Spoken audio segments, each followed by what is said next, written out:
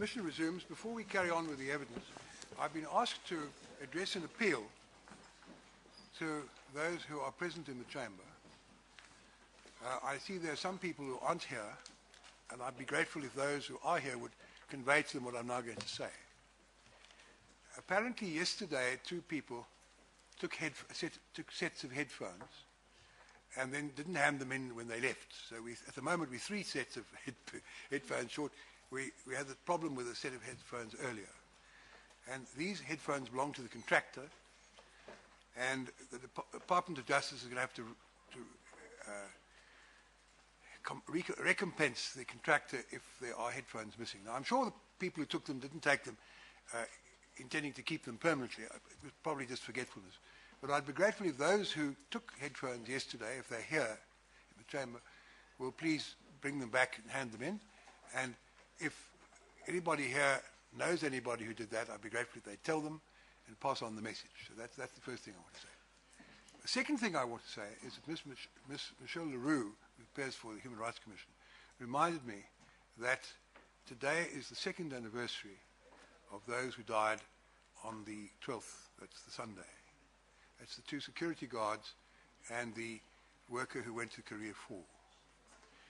And I think it's appropriate for us to mark the occasion. I ask you all please to observe a minute's silence. And we all stand and we'll pray that their souls may rest in peace with light perpetual shining on them.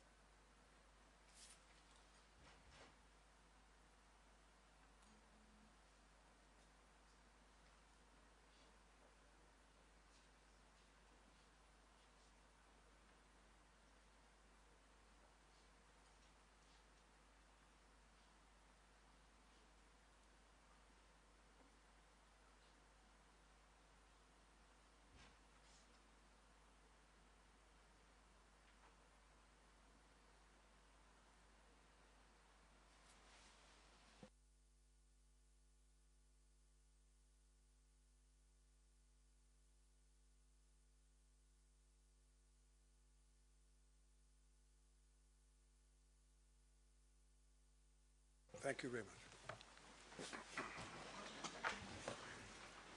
And those who are family members or loved ones of the 3 persons I've mentioned and who are present today, we convey to you once again our condolences and sympathy. Thank you. Mr.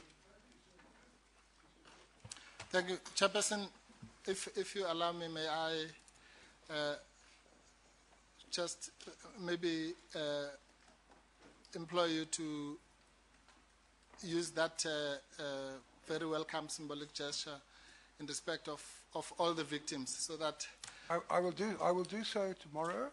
Yeah. Anniversary tomorrow, the 13th. Anniversary on the Friday.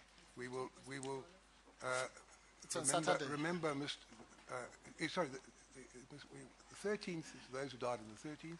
The 14th, those who died with actually Mr. Twala. And we will also, of course, remember the 34 who died on the 16th. All of on them Friday. Yes. Because the 16th just happens to fall on Saturday. Anniversary is over the weekend. Yes, thank you. But all 44 of them are very much in our thoughts. Thank you, Chair. And we certainly will observe as closely as we can the anniversary of their deaths. Thank you very much. We also, while I'm about it, when Bishop Sioko came, he suggested that some kind of memorial should be put up at the scene to the people concerned. And there were crosses put up. I understand many of them have been removed. Yeah. But one of the matters we will address in our reports is that something be done of a permanent nature. Because as the witness himself said in the article to which you referred us, this was an horrific act in the new South Africa. That's correct. Which must never be forgotten and never repeated. Thank you, Chairperson. On that, we are at one. Now, Mr. Ramaphosa. Yes, Mr. Mpofu. Yeah. I don't, time is of the essence. Indeed. Yeah.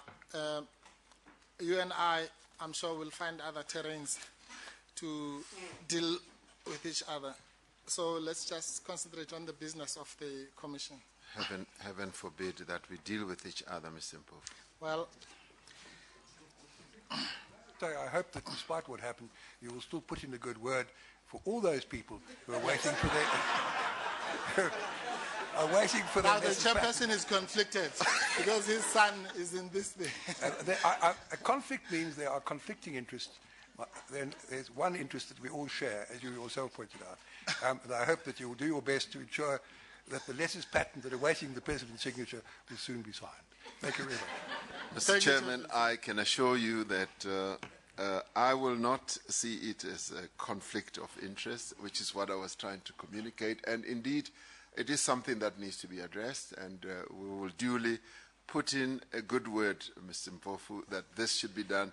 More so also that the judge has articulated it. Thank you, so it's a lot better. Thank you very much. So we close the chapter on this matter. No, we do. You and I. May I say one thing? That we will not regard it as political intervention. Yes. Or pressure. Thank you. Yes. No, in seriousness, it's, I accept that, Mr. Ramaphosa. In fact, the reason why I pointed to all those people was because you thought maybe it was just me. And I said, no, it's not just me. There are others. So I assume the President has not directed his wrath at me. But the President likes you, actually. Oh, well, I like him too. Exactly. I won't quote what Mr. Bedland is saying.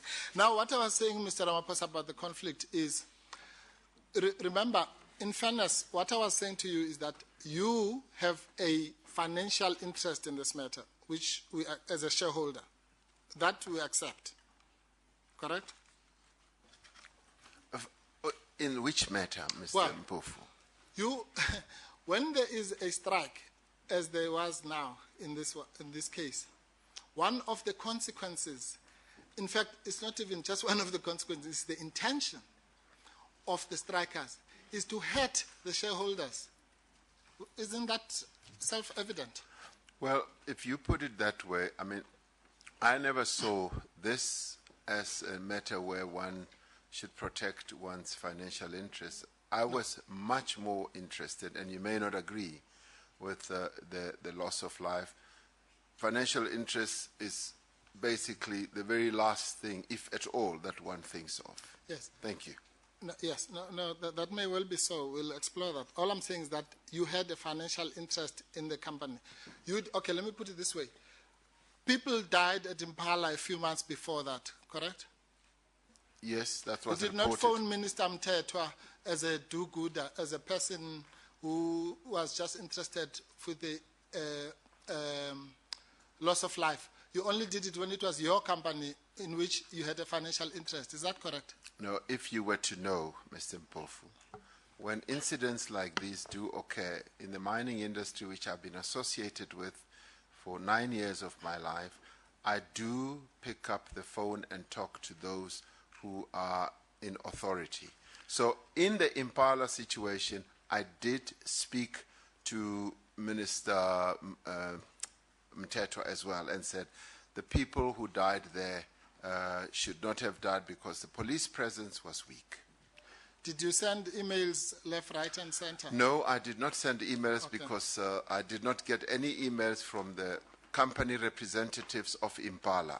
So you acted... What initiated the emails was that I was dealing with the situation at closer range and received an email from one of my colleagues, Thandeka Ncube. Yes, because this was a company in which you had a financial interest. Why is that so difficult to admit? Mr. Mpofu, what I'm trying to say to you that I do have interest in what happens not only in one company in the mining industry but in several other companies as well. But if it will please you, the answer will be yes. It will please me very much, especially since it is true. Also, it is not so that on the 25th of July, you raised or objected or even raised a finger against the suggestion that the workers should not be spoken to, lest we open the floodgates and have to pay more money to more people and so on.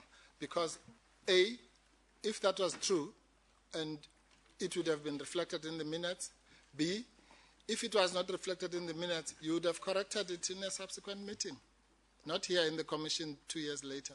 No, Ms. Mpofu, not everything that tends to be said is reflected in minutes, but I will leave it there because it's not an issue that I'm prepared to have a big argument over. No, it is an issue, Mr. Ramaphosa. Unfortunately, remember that the gist of the criticism that we level against you centers around your failure to act in a particular way in relation to Lonmin and its management and so on, which may possibly have resulted in the deaths.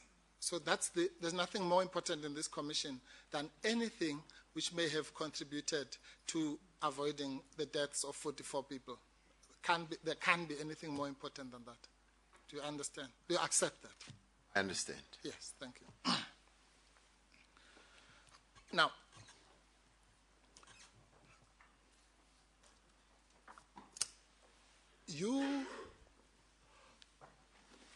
it's correct, isn't it, that when you were talking about this dastardly criminal acts, you were referring to the 10 deaths that had preceded the massacre, correct? Yes. Yes, you are referring to all 10 deaths, yes, indiscriminately. Yes. And did you really know the details of how these people had died? The detail was related to me by the people in management, yes. How did they say these 10 people had died? As I was trying to describe and explain yesterday, that the 2 security guards were on patrol or in their vehicle, and their vehicle was attacked and they were burned, and the 2 policemen as well. I don't remember the exact fuller detail, but what was described to me sounded quite horrific. Yes. Yeah, you see, the thing is,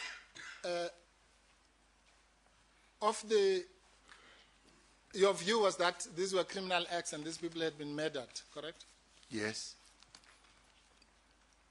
Now, and putting aside the 2 policemen and the 2 security guards, 6 workers in your language were murdered. Yes. Yes. Were you aware that, to use your word, 3 of those 6 workers, 50%, half of them, were murdered by the police, according to you? I was aware that they were killed. No. Now, the detail of the police killing them, I did not know. No, Mr. Ramaphosa. You said the 6 workers were murdered. Yes. So so you can't change now. So if they were murdered, those 3 were murdered by the police, correct? Yes, I mean, if they were murdered, yes. Yeah. So and those were dastardly acts. Yes. Yes. Now,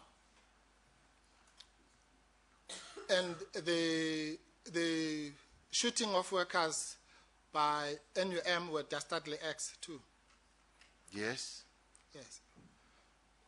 And so, if your prescription to this problem was that the people who murdered those 3 workers, you must increase the number of the murderers. Is that really what you understand what I'm saying? You were saying if those people were murdered by the police, bring another 1,000 so that they can murder more, which they did, by the way. No, I was saying... Mr. Semenya? For one or other reason, one thought it imprudent to intervene, but clearly this reference to police murdering people is inappropriate. My learned colleague would know what murder is and what the elements of that is. That the people were killed and some of them at the hands of the police is common cause. He's able to put his propositions without inflaming the situation with conclusions that are not borne by the evidence. Thank you, Chairperson. If I may reply, by referring to 13.2 of the witness's statement.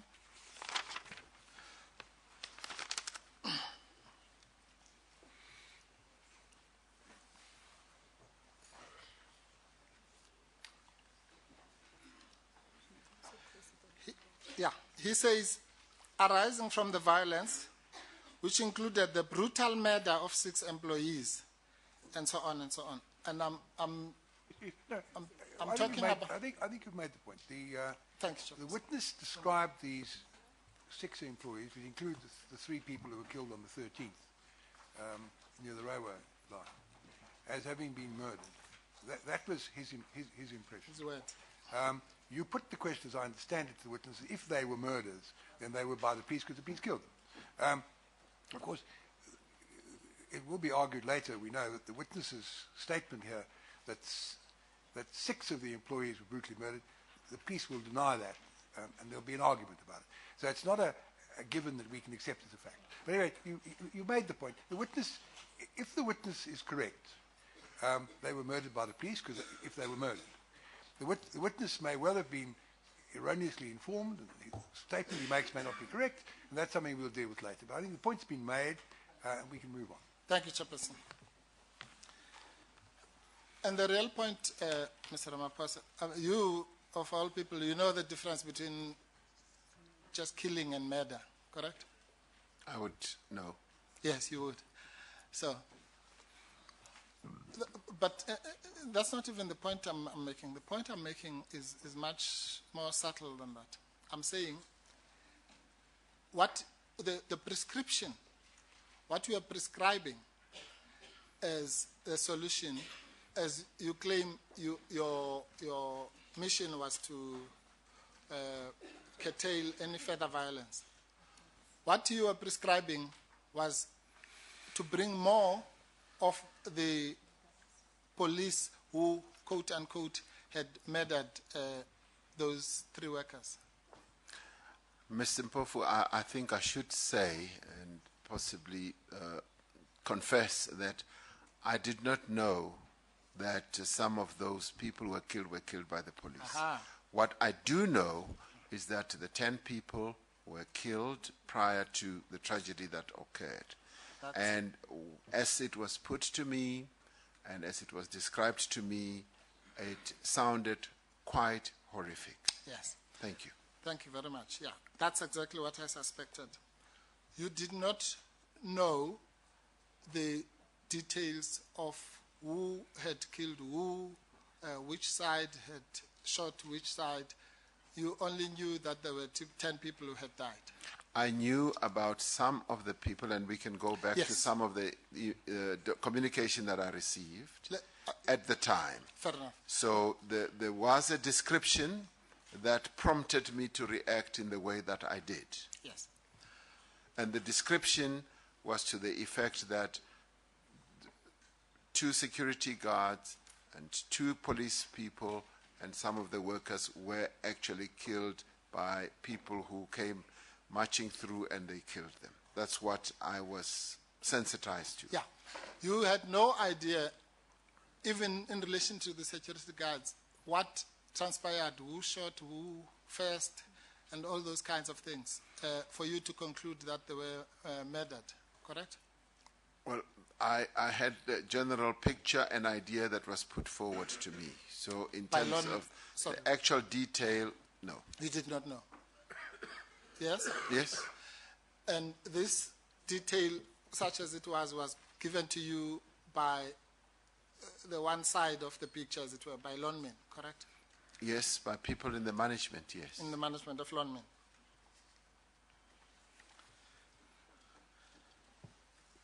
So,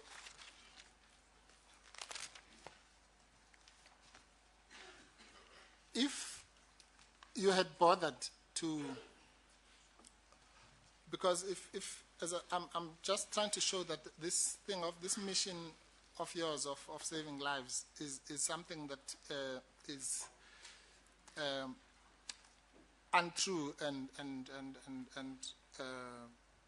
basically made up after the fact. Remember, my theory, which you disagree with, is that you are motivated by your personal financial interest. Which I disagree with. Of course. So I'm exploring, we stand on opposite sides on this question. So I'm exploring your theory of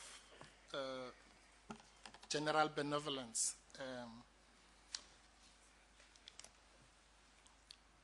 And I'm saying that, firstly, you knew that just as a South African a prominent leader and so on, you knew that there are questions about police brutality in South Africa, correct? Yes.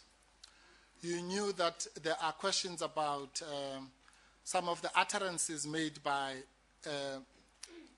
ministers, various ministers of police or people in that ministry, shoot to kill, fight fire with fire, those kinds of controversies were taking place in the political arena, correct? Yes.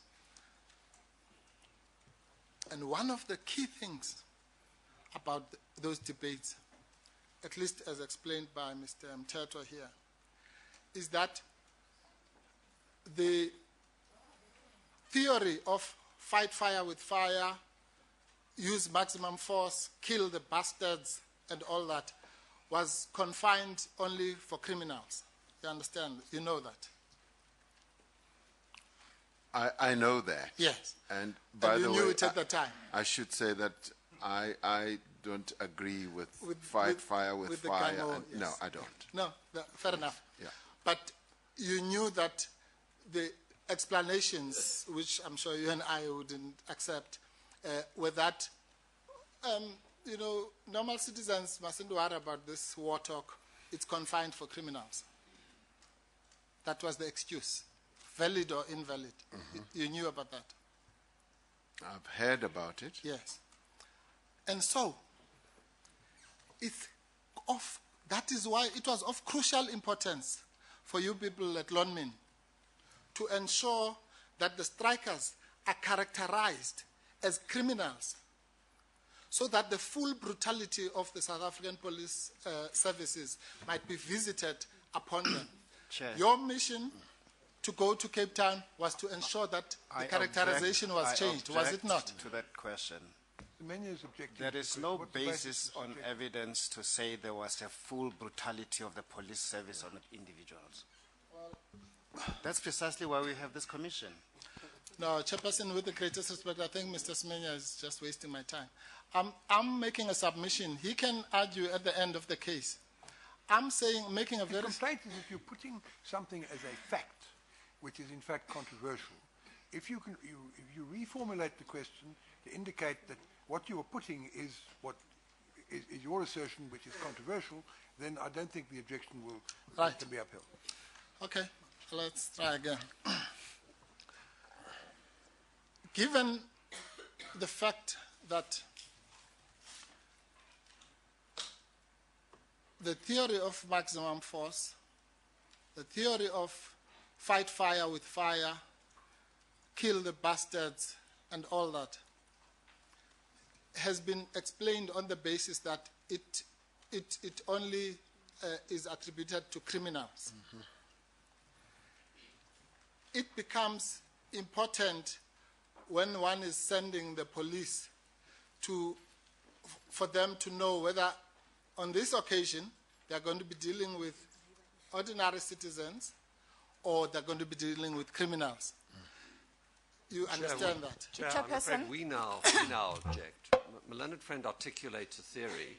He doesn't explain who it is attributable to, who had the relevant belief at the relevant time, and why that has a bearing on whatever actions were taken by Lonmin until those matters. We've had a lot of evidence about these statements by the Minister of Police, the then Deputy Minister of Police, and so on. And the point that Mr. Mpofu is putting, if I can perhaps reformulate it, I think would be in order. What he's putting is, he's saying he's saying to the witness, whether this is correct or not, of course, is a matter that is not clear at this stage. He's putting to the witness, you use this terminology, dastardly criminals, because you wanted to put the people against whom you wanted the police to act into the class of people in respect of whom they had been exhorted to act in a particular way by the minister and the previous deputy minister. That's the basis of the question. But the factual predicate for that contention has firstly to be laid by suggesting that either the witness or somebody in Lonman had adopted that frame of reference and understood that that was what the police would be likely to do. That has not been established, and it hasn't even been posed. Mr. Unto, the witness conceded that he had heard that talk of that kind. He was aware, obviously, of these statements that had been made, unfortunate statements, as it happened, that had been made, and he said he didn't agree with them. All that Mr. Mpofu was putting, I don't know what the answer will be, but I think I can suspect. All that Mr. Mpofu was putting is that you knew about those statements, you knew the police had received those exhortations from people in high authority in the Department of Police. I think one of the National Commissioners of Police had said similar unfortunate things when he was in office. You knew about that, and you used this expression, dastardly criminal conduct, to try to persuade the police to act in the way they've been exhorted to act. That's the point. I don't think there's a problem with that. Well, if that is what is being asked. Thomas? Thank you, Chair. Just to bring balance to the question, my learned friend should also refer to the fact that the evidence given by the Minister of Police was that statements such as fire with fire were directed at criminals within a particular context, and that context is the cash in transit context and no other context. In other words, it wasn't meant to apply to criminals in their totality, as it were, That as may a class apply of to the people. remarks that the Minister made, but of course that point doesn't apply to the remarks the previous National Commissioner made or the Deputy Minister made. So subject to that excision, I'll allow the question to be put. It's been put. The witness will answer. And in fairness to the witness, because of the debate, because I know him well, I know that he's lost the question. Oh, my. Look, one thing to ask witness questions, another thing to insult the witness's intelligence. I'm quite sure the witness, Okay, well then answer the question. Understands the question. Yeah. Mr. Ramaphosa, what's your answer? Did you use that expression, dastardly criminal, in order to induce the police to think that they would be dealing with a kind of people who were subject to the exhortations that the police had in years gone by received from the Deputy Minister and the previous National Commission? My answer to that is no. Okay, now that the chairperson has repeated it himself, I wanted to repeat it. I hadn't forgotten the question, Mr. Mpofu. I just wanted to know whether you would be able to have the capability that the judge has displayed of repeating it in the way that he did. Oh, yeah, no. Look, it's Bantu education. Now I know why you have a white team. Okay, now what we are saying... That is a thoroughly objectionable... I like to sit in jest, but you know, that's the kind of joke which doesn't go down well. It's not a joke, Chairperson. It's not a joke. No. It's a serious... The witness is seeking to insult my intelligence without any intervention from you. No, that was nice. You suggested earlier that I was you were now making remarks about why he has the team he has. No, I'm not going to take that from a witness. Anyway, let's move on. Thank you. I won't take that from any witness. But this is what I was saying to you, Mr. Ramaphosa. I'll try with my slow thinking to say it slowly. Mr. Mtetwa once said, for example, we don't believe that when you are faced with criminals armed with sophisticated weaponry, the police task would be to take out some human rights charter because we're on the field, on the killing field where criminals are killing law-abiding citizens and so on, so that they are able on the field to teach those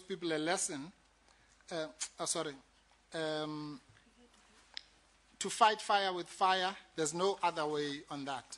That's just one of the quotes. And then he said on the 8th of July 2011, there must be a good appreciation of the distinction between the need to use maximum force against violent criminals and minimum force in dealing with fellow citizens, which is what I was trying to explain to you in my broken English. And then he said on May 2012, police must return fire with fire. I'm sorry, Chairperson, this is FFF 14. It's a selection of extracts, which I'm reading for the benefit maybe of Mr. Utahalta. Those who have been here have heard it many times. You can put it up, FFF 14. Mr. Puffer, haven't you made the point? The witness says he was aware of these statements. He said he didn't agree with them, but he was aware they were made, and he said he didn't use that terminology in his email in order to encourage the police to act in the way that they had been exhorted to act against the strikers. That's the point you made. You obviously don't agree with that. Your submission will be that that denial is not to be accepted. Can't we move on to something else? No, I'm not going to move to something else. I'm going to show you that your answer, if that is indeed your answer, cannot hold any water. If you go to BBB 4.2,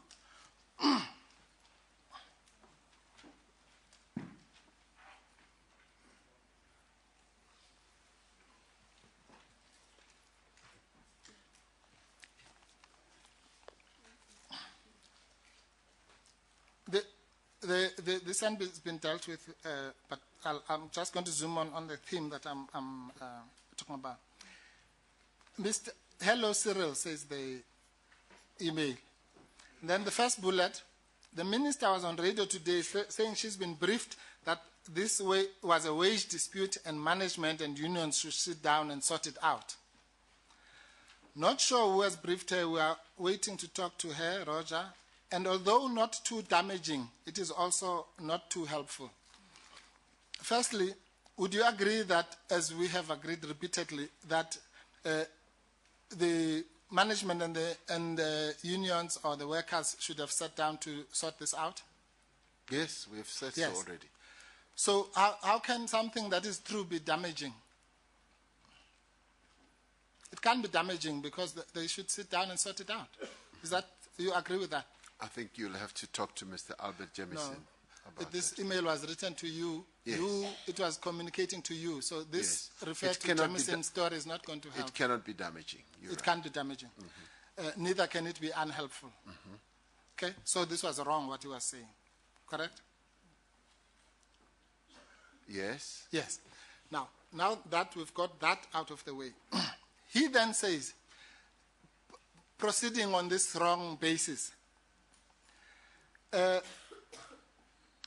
have had 2 discussions with DG. In each case, I have characterized this as not, and NOT is in capital letters for emphasis, not an industrial relations issue, but, underline but as well, a civil unrest, destabilization, criminal issue that could not be resolved without political intervention and needs the situation to be stabilized by the police or army. So if the first part is wrong, the second part must be wrong as well, because this can be resolved without political intervention by people sitting down. So again, his second statement is incorrect. Well, I think if you take the whole email into context, the very part that you've just read, to me, raises quite an alarm for a senior executive like that to then say, this is civil unrest, destabilization, and a criminal issue. And he even goes on to say, this requires the police stroke the army, because that conjures up in one's head that this is a rather serious situation. Yeah, that's not my question, Mr. Ramaphosa. So I cannot say that it's wrong. No. No.